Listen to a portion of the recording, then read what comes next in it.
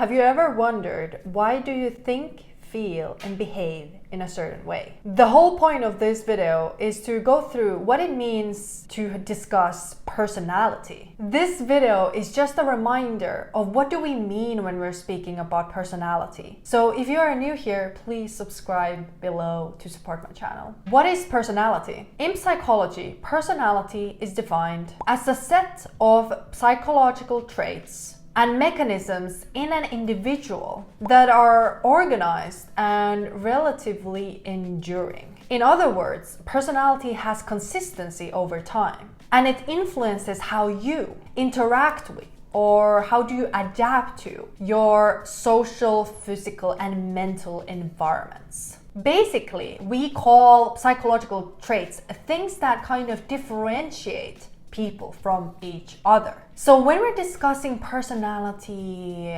theories, let's talk about Myers-Briggs or Big Five. What actually we're trying to describe using these frameworks is really to answer the question, how does this person differ from other people? There is 3 levels of personality analysis. First, we have the human nature level. This is really we're talking about basic functions. Our need for love, our need for attention, our ability to feel emotions, our need for connection. These traits are traits that every single human basically shares. Second, we have the group and individual differences. And in this category, we're talking about traits that you kind of share with other people or you don't share with other people. This is where we can talk about like gender averages and different group differences and group behavior. For example, introverts are less sensation-seeking than extroverts. That's a group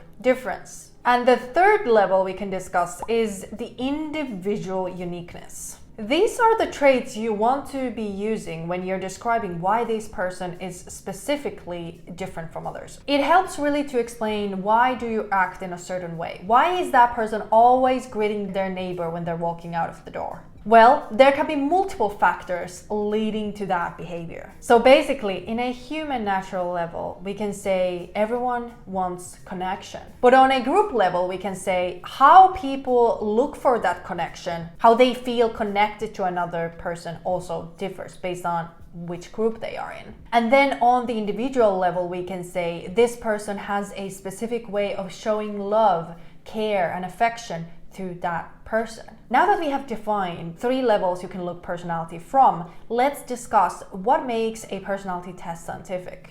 There's 3 main standards. It's reliability, validity, and generalizability. Reliability means basically consistency over time. One common way to test it is, for example, test retest. If you do an MBTI test earlier and you do it 10 years later, are you going to get the same result? Validity again is it really measuring what it's claiming to measure? And with personality, it's tricky because there's multiple factors involved when you're looking at a person's behavior. Generalizability is the most important one because it means, is it something we can think is universal? If different groups are in different contexts, different cultural contexts, different environments, are they going to have similar kind of patterns? And this is the way personality psychologists like to really look at personality theories to evaluate if they are scientifically really correct or accurate. Now, what are the different methods we can gather information and test and research personality? First is the lexical approach. And the lexical approach starts with one important core hypothesis. If a personality trait is really that influential, we can find these traits from human language. So basically, we're looking at words that are describing personality. And in English words, there's quite many of those. For example, arrogant, manipulative, agreeable, anxious, etc. And basically, what that means is that we're using language as a map of psychological differences between people. The next approach is the statistical approach, which means that we can use different kind of rating systems. Let's use self-surveys. How do people report and measure their own personality? We're basically using statistical procedures to detect patterns. One of these patterns is, for example, factor analysis. Models like Eysenck's PEN or HEXACO or Big Five. For example, Big Five is using both lexical and statistical approach. Eysenck's PEN is measuring 3 dimensions: extroversion, neuroticism, and psychoticism. Big Five, instead of 3 dimensions, has 5 dimensions, and HEXACO is actually derived from Big Five.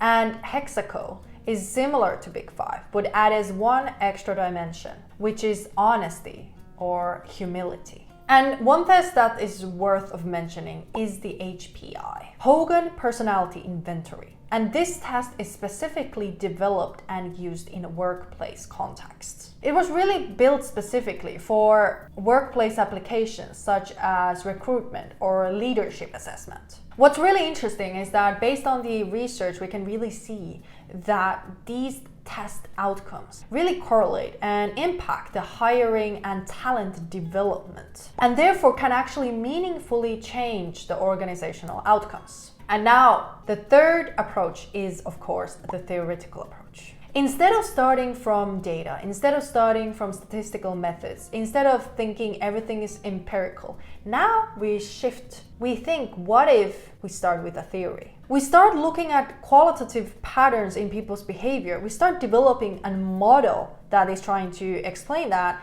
and that becomes the framework later. Classic theories from the theoretical approach include Freud's personality theory and Jung's personality theory, for example. And this Carl Jung's theory is really the foundation for MBTI. So if you want to understand where do the cognitive functions, where do the communication style research from Linda Burns, for example, where do those theories derive from, it is really from this theoretical approach, original and developed by Jung. And the difference between kind of MBTI with these other personality theories developed by other methods is really that it doesn't necessarily rank you in comparison to others. It doesn't give you like a percentage of how much you're compared to others, but rather it's trying to categorize you into a group of certain fixed traits. So it's a different approach to things as well, because it's more descriptive in that way. It's not telling you you're this extroverted compared to others. It actually tells you